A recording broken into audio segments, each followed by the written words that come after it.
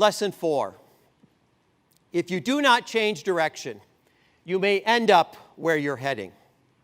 Now, it's interesting to me that people think they're going to be creative without ever practicing. You ever notice that?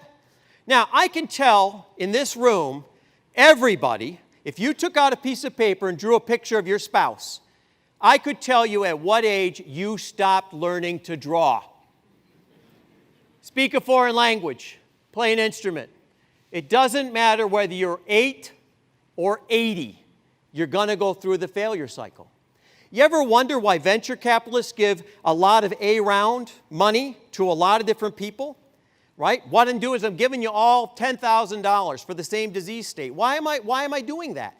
It seems wasteful, doesn't it? But what I'm doing is I'm accelerating the failure cycle, and all these folks down here, they get something promising. You look like pathetic losers, but it turns out you were winners. So what I'm doing now is I'm doubling down in B round, and I'm giving you guys 10 times that amount of money. And it turns out that our folks in the front row here, who would have ever guessed it? It turns out that there are big winners, and they're going to get my IPO. The Templeton Foundation study, 1% of 1% made 89% of all the capital gains. That's where the 1% on Wall Street number came from. The rich got richer. Why? Because they understood that you cannot avoid the failure cycle. You can only accelerate it.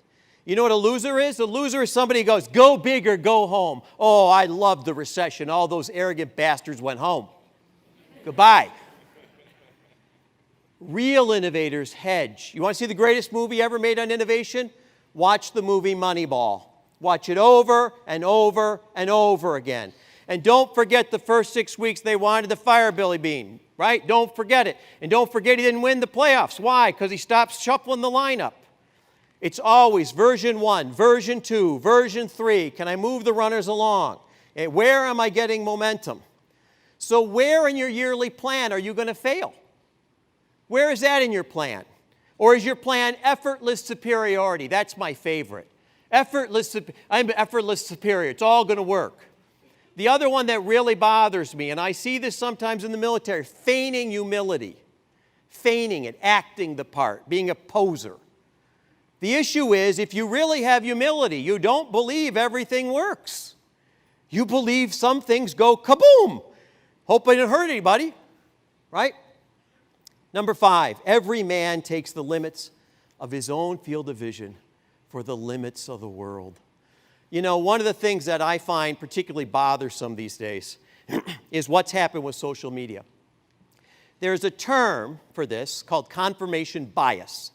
Have you ever noticed that all the people on your social media page who call other people stupid, you ever seen that happen? You ever notice they're the stupidest people on your page? You know why? There's a term for it called the Dunning-Kruger effect. It means they're not very self-aware. And what happens in social media, what's called microsegmenting.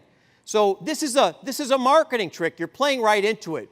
We're knowing what you're going to do next. What happens if somebody on your social media page doesn't believe all the same crap you believe?